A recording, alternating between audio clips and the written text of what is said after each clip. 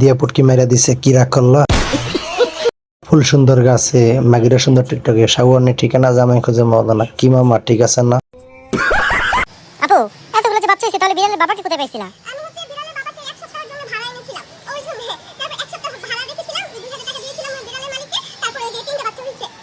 Football বাইরে দেখা যাচ্ছে, তা আবার ভিতরে কেন?